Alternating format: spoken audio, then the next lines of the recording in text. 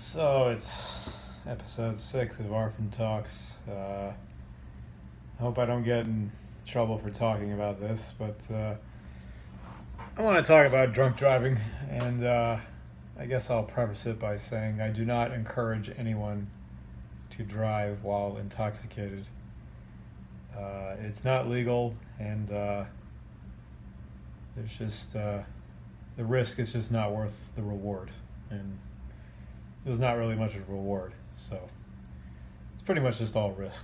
But I think I know why people drive drunk. I certainly know why I've driven drunk many times.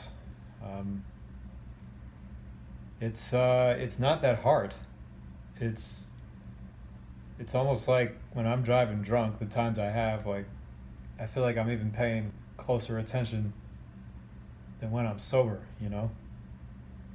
And I know, like, all the cliche, like lots of people say, like, oh, they drive fine and they don't. And look, and that applies to a lot of people, but, like, as humans, we're capable of anything.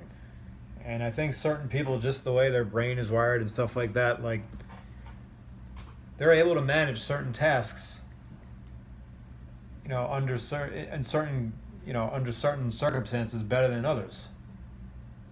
As drunk as I've been as many times, and as incoherent as I may have seemed to other people, I've never really lost presence of mind. I knew what I was saying. It may have been silly and stuff like that, but I was very aware of what I was saying, very aware of how I was being perceived.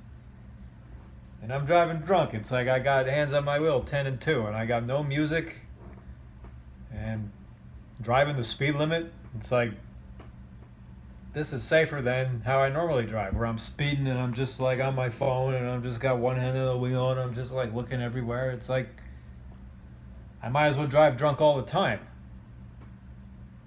But, it's a stupid idea, because if somebody hits you and it's their fault, it's still your fault because you're never supposed to have been there.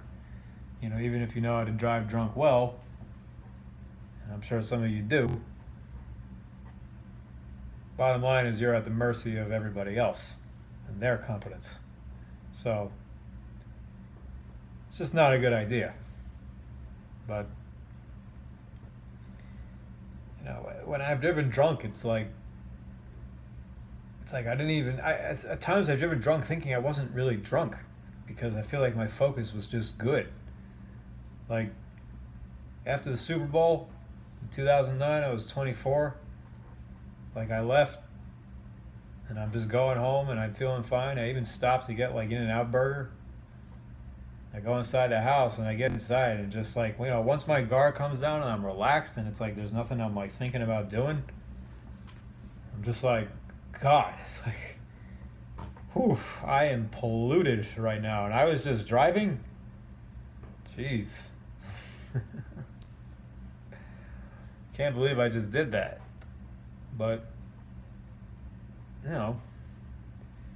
it's all been proven how alcohol impairs your vision and things like that. And it's all true. But, like, if your mental focus is that solid, if you're really that committed to what you're doing, and you really believe you can do it, that can overcome all that stuff, just like that can overcome anything. That those effects of the alcohol don't have to really affect what you're doing. I mean, you could walk through walls. The only reason you think you can't walk through a wall is because everyone's been telling you can't walk through a wall. The wall is not actually there, and none of this is actually here. It's all nothing. It's all just a perception from our mind. It's not actually here. We can project anything. We can do anything we want. We could drive drunk. We could walk through walls. I'm not saying it's easy. I think driving drunk is easier than walking through a wall.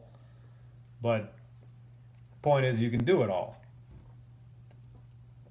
And I once took 5 double shots of bourbon and drove home.